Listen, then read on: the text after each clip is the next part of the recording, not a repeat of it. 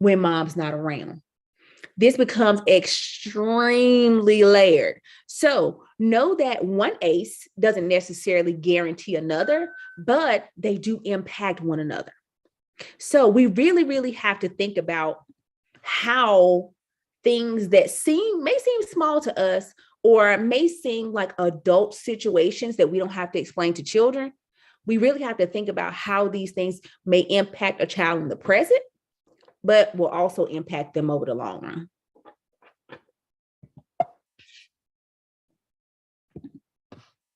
So we know now what the ACEs are, but what does that mean when I say impact us over the long haul?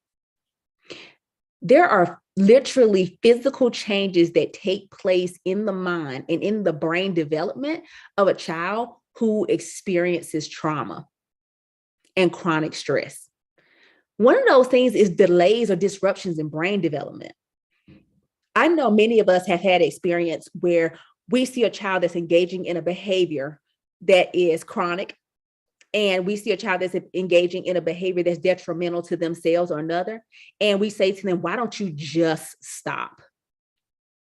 Just stop implies that this child has the cognitive ability to process what is going to happen if they make a certain decision. Believe it or not, brains impacted by trauma experience delays in development that make it so that process is interrupted, that it physically cannot take place. We also see social and emotional issues there. If I have been abused by someone that I trusted, that sense of security is now gone. So how hard is it going to be for me to start to cultivate relationships with other people, but even beneficial relationships like student-teacher relationships? Also, we see short and long-term mental and physical health problems that begin to result, and early death as well. So all of these things that we see here listed on the screen under mental and physical health concerns, like severe obesity. I know I've seen shows over the last couple of years that focus on people who have issues with emotional eating.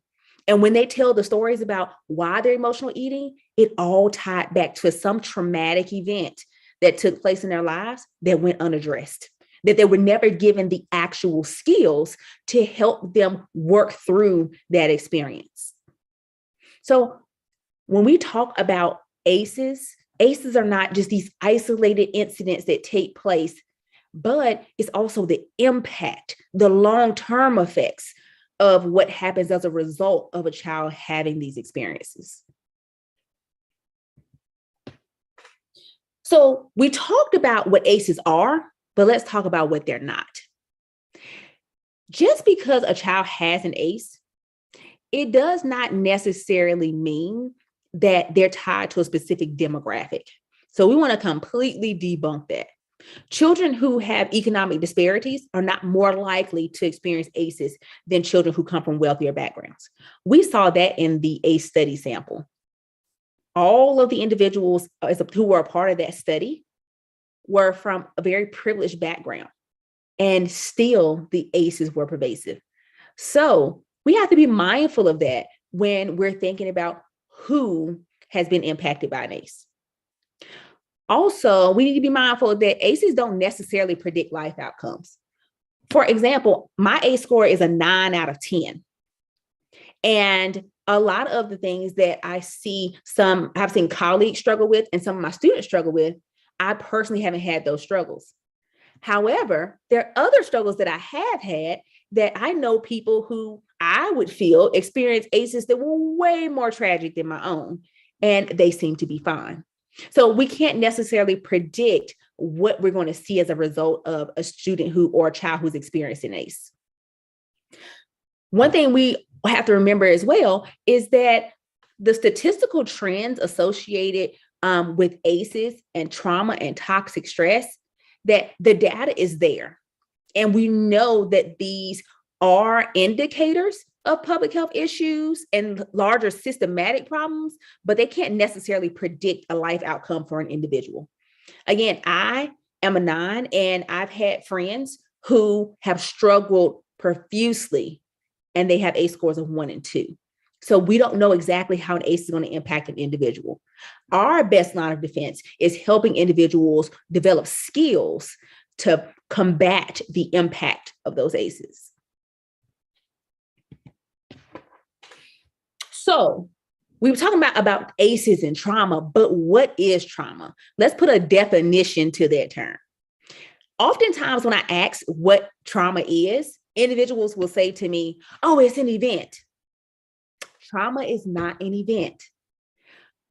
There can be a traumatic event that is experienced by an individual, but the trauma is our stress response to the event. This is what makes it so pervasive. An event can occur once, but that stress hormone can be triggered over and over and over and over again. This is what makes those traumatic events so impactful. So I want you to take a second, because I have people tell me all the time, well, I haven't had a traumatic event. I don't know what that would feel like for my child. So I'm going to throw you in a scenario. Let's say you're driving, just thinking about your good long to-do list, because we all have them and they are long. And all of a sudden, out of nowhere, a truck runs a stop sign and comes literally inches from hitting you. Of course, you're going to slam on the brakes and skid off the road out of the way just to make sure that you avoid this collision. In that moment, what does your mind do? Are you still thinking about that to-do list? All these things I have left to do. I was on my way to work. I was on my way to the grocery store. I'm just going to carry on business as usual. What are your emotions around that experience? And what does your body do in that moment? And how easily can you just transition back, or can you just stop that feeling? We ask kids to do this all the time, because if a child has been assaulted or abused by an individual, and that individual lives in the household, and then all of a sudden that individual enters the space again, and the child kind of freezes up, tenses up physically, or begins to cry. And oftentimes we'll say, hey, stop that.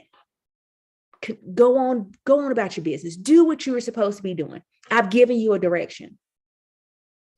For that child, it feels like that car almost making impact. They feel that physical rush of adrenaline or in their bodies. They feel all of those emotions, that fear bubble up. And sometimes it's paralyzing, and they don't have the words to explain what they're feeling. It could be a bully at school that's causing that same traumatic experience. And every time someone raises their voice or they hear someone yell, they feel that same surge of fear and paralyzing feeling in the body come over them again and again and again, because they're connecting it to that traumatic experience. So just like if we were in this particular situation, if we've just been run off the road, the expectation wouldn't be that we can just get right back on the road and be fine and dandy and go on about our day. We would need some time to regulate what we were feeling, some time to understand and calm our bodies and let us know, hey, you're not in any immediate danger anymore. Children need that same thing. And it's not going to be instantaneous for them either. And we have to begin to help them in that process.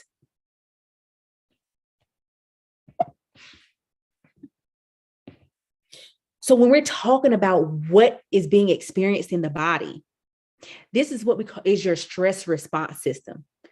And it's a beautiful thing. Everyone has one. And its sole purpose is to keep us safe. That's what it was designed to do. And it does it very well.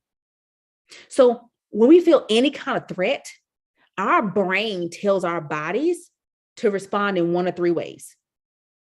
Either fight, because we believe that we have the strength to take down the disastrous thing that's coming to harm us, whether that's a physical takedown or a verbal takedown. That's why we'll see children sometimes when they feel heightened in emotion start to verbally spar with us. It's them attempting to make the danger go away. They feel threatened, and their stress response system is telling them, if I say this thing or do this thing, it'll stop it. Sometimes we see children respond with flight. These are your children who walk away from a conversation that they see as threatening, or a child who might go in their room, or a kid who hides under a bed. We also see freeze as a response. Sometimes a sense of terror or extreme emotion can come over a child, and they literally just shut down. These are the children I would see sometimes in my classroom who you would ask them a question and they would just put their heads down and just stay there and not move in hopes that you would move along. Again, this system is designed to keep us safe, but if this system has been triggered over and over and over and over again, it can start to give off what we call some false positives. It can begin to be so sensitive that it perceives things as threats that really aren't threats. So someone yelling from another room for you, hey, I need you to go grab X, Y, and Z from the bathroom. That loud yelling or the sternness in a voice can be perceived by their stress response system as a threat and send them into either fight, flight, or freeze. So think about how you see fight, flight, or freeze responses in your own children.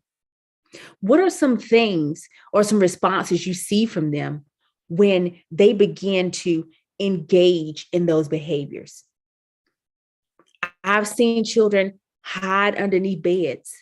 I've seen children literally attempt to verbally spar with their parents.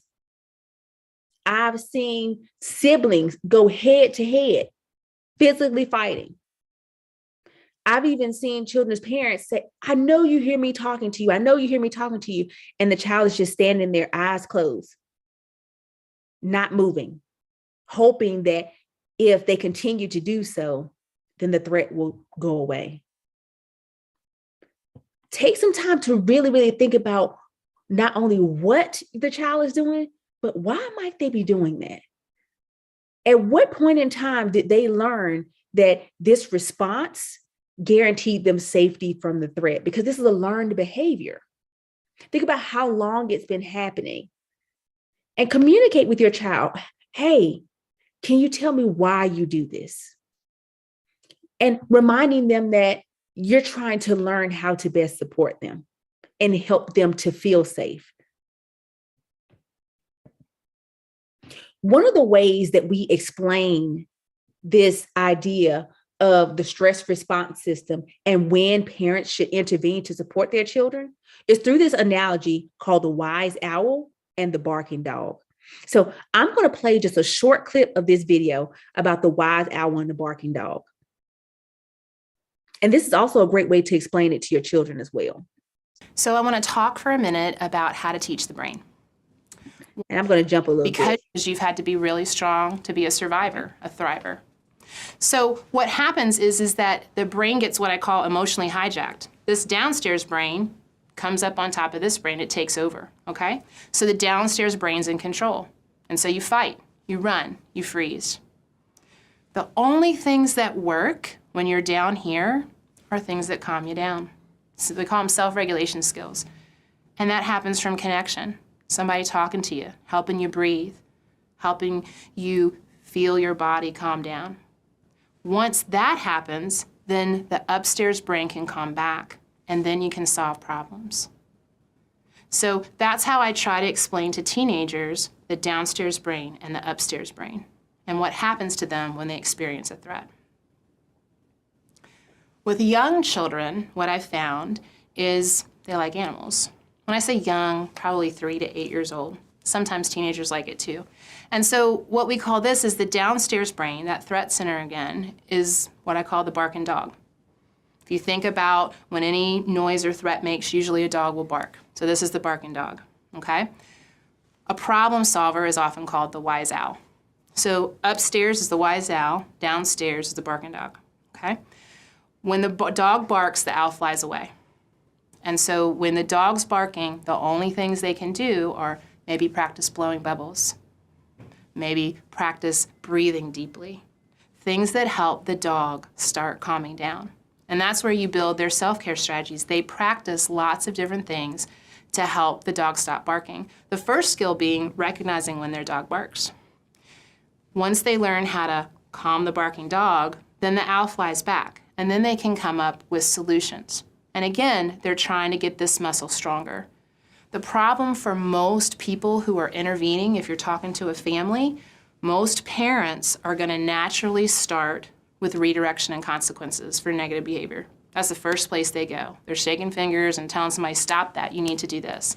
That's an upstairs brain intervention, while most children who've experienced trauma are downstairs.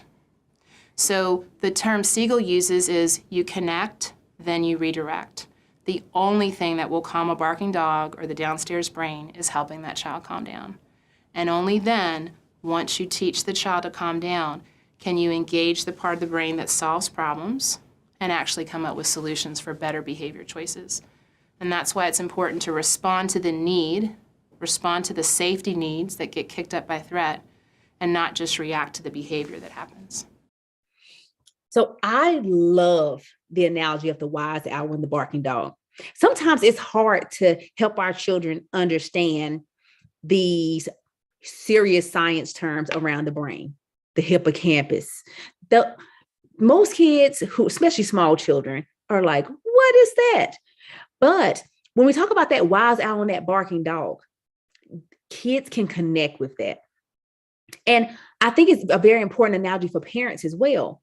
Because one of the things that was brought up there that's extremely important is not only that we need to intervene to help children calm down, but a really important takeaway there is when we should intervene and how. And we're going to continue to build on those ideas as we continue to progress tonight. But I really, really, really want you guys to really hone in on the fact that children cannot do this alone.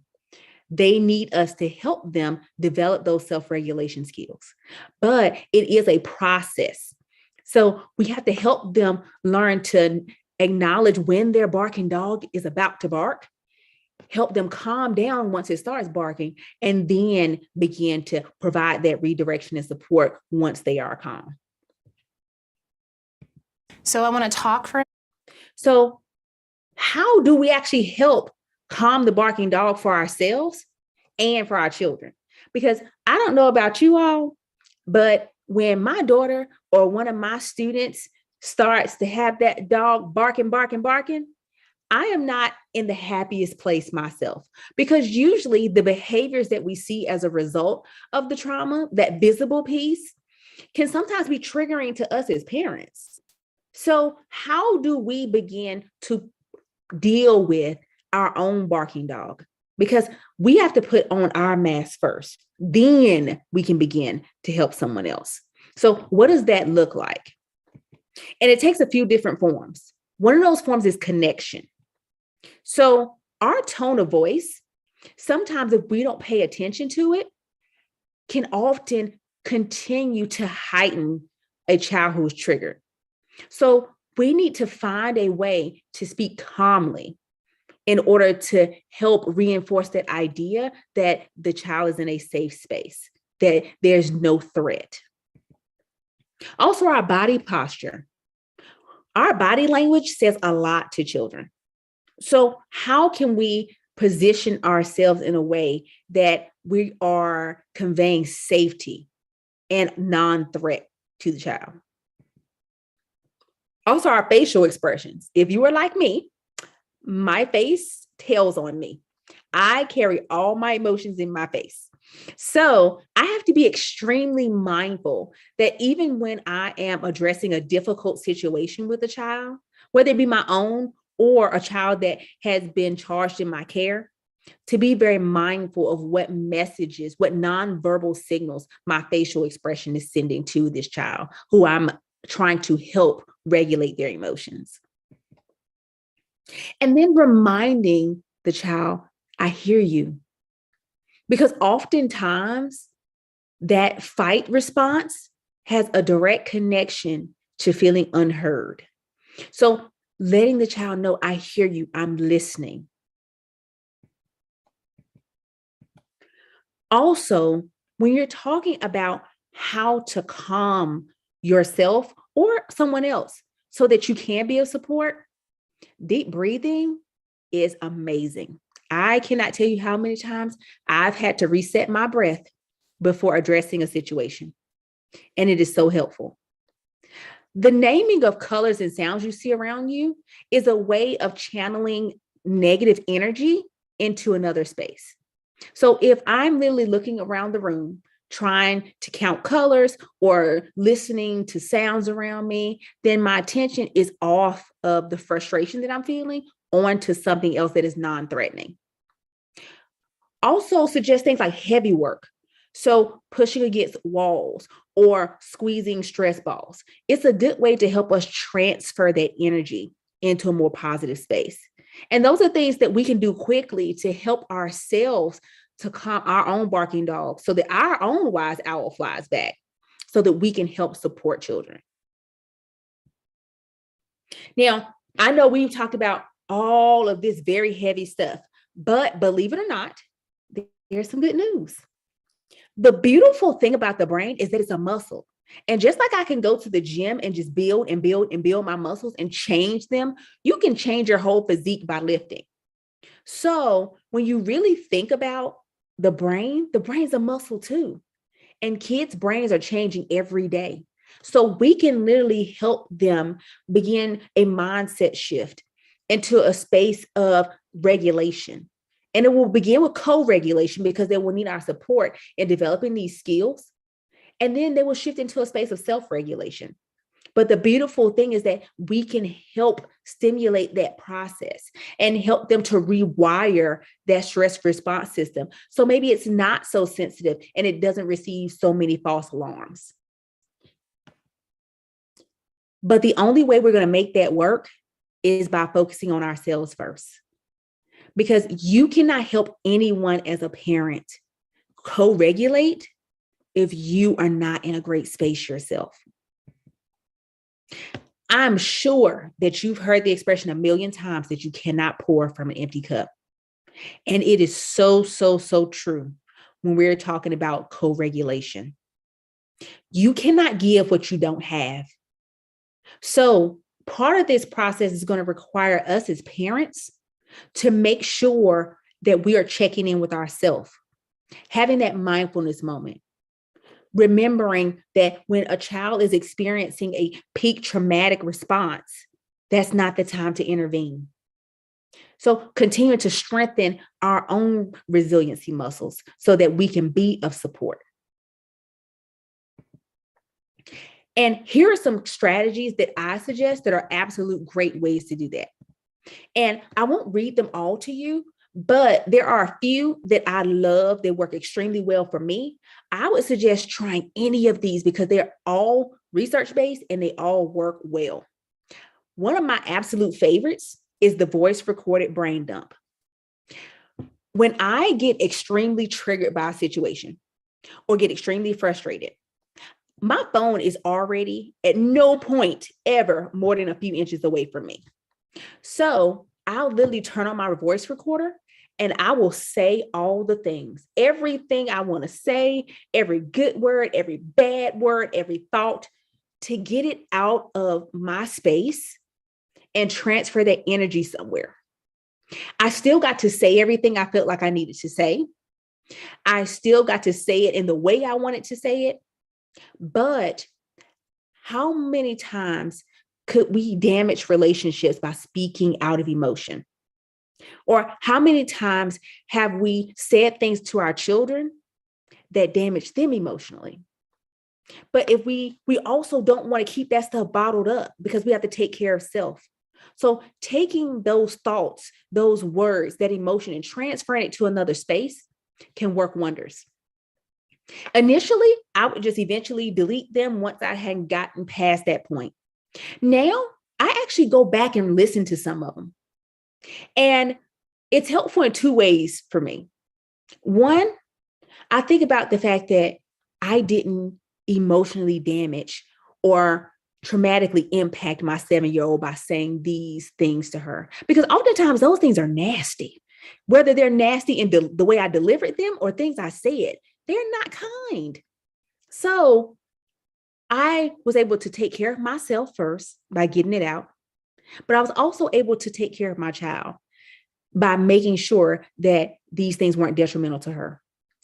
It also caused me to have some time to reflect on the impact that my words, my emotions can have on other individuals. And it reminds me of how important it is to be mindful of what I say, when I say, how I say, but to also take care of me in that process.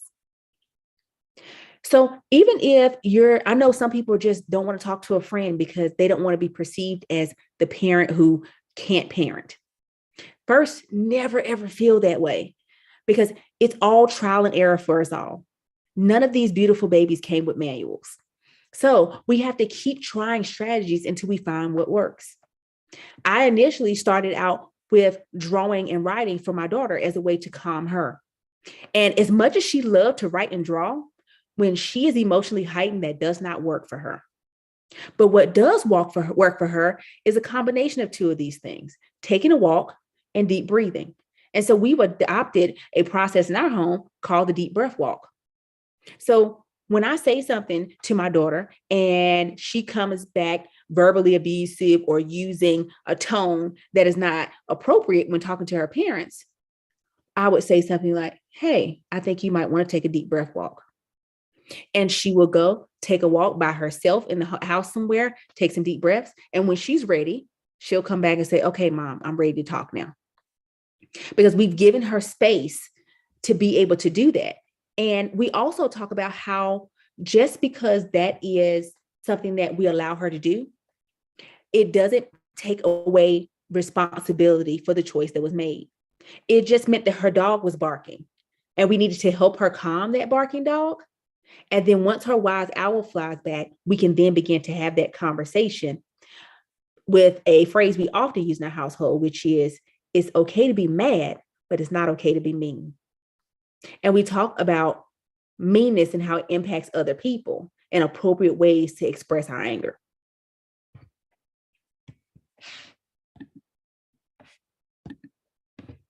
So when we're talking about self-care, keep in mind that I know a lot of people talk about trips, which are awesome, massages, facials, long hot baths, all that's wonderful. But for a lot of us, that requires something that we have the least amount of, and that is time. But I kind of want to debunk that idea of what self-care looks like. Self-care, I kind of look at it as our lives exist as a circle. And oftentimes as parents, we spend a lot of time giving ourselves what's left at the end of the day, that outer edge of the circle. Self-care is about taking yourself and pushing you closer and closer and closer and closer to that middle, where you start with checking in with yourself every day. Even if it's something like reading affirmations in the morning to help you recenter, or taking some time to make yourself a breakfast that you enjoy. Doing things that are just for you has been proven to help us start our day in a better place and help us to be more mindful of when a dog is about to bark. And it helps us be more sensitive to notice those things so that we can keep our wise owl around. And I talk about it in terms of us shifting from mindful to being mindful. We have so many things going around in our heads. And I don't know about you, but when I'm overwhelmed with a lot of stuff, that's a frustrating space for me. So how can I become more mindful of my own emotions so that I can be that support to my child? So once we check in with us, how can we begin to build skills with our children who really, really need us to be in that good space to provide that support? So let's talk a little bit about co-regulation as we finish up. There are 3 keys to building resilience in children and supporting them. They are warm, responsive relationships, safe structured environment, and skills in instruction and coaching. Remember, I talked to you at the beginning about building strong relationships with our children. Those warm relationships are going to be key, because if our children don't feel safe, they're not going to open up to us. And even if we share the best skills and strategies with them through modeling, they're still not going to be receptive because they don't see us as a safe space. So we need to model for them that we're doing the exact same things. We're being mindful of when our dog is about to bark. And we're having conversations from that rational mind, that wise owl. That creates that warm space and inviting space for them to be open to with us. So one of the things that I noticed that works really, really well with young kids is child-led play. Kids like to be in charge. And even if it's just sneaking in a little bit of role play, hey, this doll is so angry and this one is trying to see what's wrong. What would be a good way to help her calm down if she's a little angry? I've seen children use these kinds of things to model all the time, and it's awesome. One of my favorite that we use in our household is morning routine connections. When our daughter gets up in the morning, one of the first things I say to her is, how'd you sleep? And she answers, and I ask her, is she feeling happy today? If she says yes, I encourage her to continue on with her day and that I feel happy as well. And I share how I'm feeling with her. But if she says that she's not feeling happy, we talk about it. And it doesn't have to slow the morning routine down. I have stood beside her and brushed my teeth while she's telling me why she's not feeling happy. And we talk about things that she can do. I let her know that feeling is justified. And we talk about what she can do to begin to shift into a more positive space. Also, we want to make sure they have a safe, structured environment. And children need that. One of the biggest things we can do for them is remain consistent. Children need that consistency and they need encouragement. Kids need to know what the routines are, because that's how they continue to operate within those expectations, is by knowing what they are and knowing that they're going to be that way. So some ways that we can add structure, making sure that our rules are concrete and that making sure they're consistent. And we know different children in different age ranges may have different rules within a single household, but making sure that those rules are consistent for a child, an individual, is so extremely important in helping them begin to understand and process their world and to operate within the expectations they have been given. Another thing that I love to use in my classroom as well as in my home is peace corners. In my classroom, we used to call them safe spaces, but it's just a space that a child can go to that has things that bring them calm, centered feelings. My daughter has kinesthetic sand in hers. She loves that stuff. It is awesome. And anytime that she's feeling frustrated, she'll often ask to go play with it. I noticed for my middle school age students, music is killer when it comes to helping them reset. So in the space I had in my classroom, there were headphones over there and the kids could plug up and listen to something to help them calm. Part of making a space like this successful is asking your child what keeps them calm, that communication piece, because then you don't have to rack your brain figuring out, because trust me, they will tell you. I know that I've had that experience in my classroom as well as in my own home. Children will tell you. And last but not least, skills and instruction and coaching.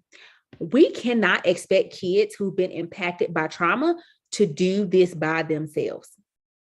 So we need to help them, because stress and trauma and COVID disrupts all of these things. Their learning and development, we talked about what it does in the brain. It also disrupts their behavior. Sometimes kids become anxious and defensive. They withdraw because they don't understand what's happening and it's undermining their sense of safety. It also threatens sometimes the trust in relationships. So we have to make sure that we acknowledge this going into that process. And in teaching self-regulation, we have to help them regulate not only their behaviors, but their thoughts and feelings as well. It's a total package. And there are ways that we can help them do that. And some of them are things like self-talk. I know that one has been huge for me in work with middle school students and elementary school students, because somebody's not always there to encourage you, to help you rationalize what's happening, but you can talk yourself, as I've heard before, off a ledge, reminding yourself about what's currently going on in the present, because oftentimes the things that trigger children in their thoughts have to do with them being worried about things that haven't happened yet. What may happen? What is mom going to say? What might happen if? So having them engage in that positive self-talk is awesome, because it reminds them to stay in the present. That hasn't happened yet. And sometimes having them and us verbally say that to ourselves is very regulating. So these are just some examples. And I'm also going to share some at the end of the session as well in the form of a document for you guys. Some strategies you can do at home. Some of these are reiterations of ones I've shared before, like the mindfulness apps, the breathing practices. And again, no one is going to say, hey, this one works for everybody. Give them a try. Communicate with your children and ask them, hey, what makes you feel better when you're not feeling so great? And you can begin to connect some of these strategies to some of their what they're communicating. And this piece is super important. Remember, the best time to intervene with a child who is frustrated or triggered is at that early stage. So when they first start to see, man, that dog is about to bark, great time to intervene so that the wise owl doesn't fly away. But if a child is already in the midst of a fit of irritability, or they're frustrated, you got to calm them down first. And then once they're calm and that wise owl is back, then we can intervene. That is the co-regulation model. That is you and your child working together to help strengthen those self-regulation skills. So some top takeaways for tonight. I know I have talked a lot about trauma and how to help our children and ourselves work through trauma. Remember, rebuilding safety is key. When a child has experienced chronic stress or trauma, that's what they're experiencing. They are experiencing this lack of safety. How do we get them back into a space where they feel safe? Give yourself grace. This is not an overnight process. This is going to take trial and error. It is going to take some explosions. There are going to be some wise owls that fly away. Keep at the work because you can do it. Take time to connect with your child every day. Don't wait until something happens to try and intervene. Though that morning time, those meetings, that connection is so important. Remind them each day that school, home, all these safe spaces. Remind them that they are so important to you that you would never send them into a place that's not safe. Establish routines and rituals at home that are predictable for them, because there's safety and predictability for children, no matter what age. And remember, ask teachers. Teachers are a great resource, guys. Oh, they're such a great resource. Ask teachers about what they are doing at the school level to help support social and emotional learning, because that's going to help build that consistency, because children spend so much of their day at school. That is a huge, huge one. And it will provide so much support and comfort for you as a parent as well. So making it linear for the children is wonderful. So I'm so excited that you all decided to come jump on with us tonight to talk a little bit about this heavy subject, but how we can really, really jump in here and be true advocates for our children and ourselves. And if you have any questions or would like any additional resources or need support in this area, I am so open to having those conversations. Feel free to reach out to me at my website for that support. or shoot me an email at whyweleap@gmail.com. I love, love, love talking to parents. I love, love, love providing support, because helping parents helps children, which helps our community at large. But thank you so much. At this time, if there are any questions, I would love, love, love to answer any that you have.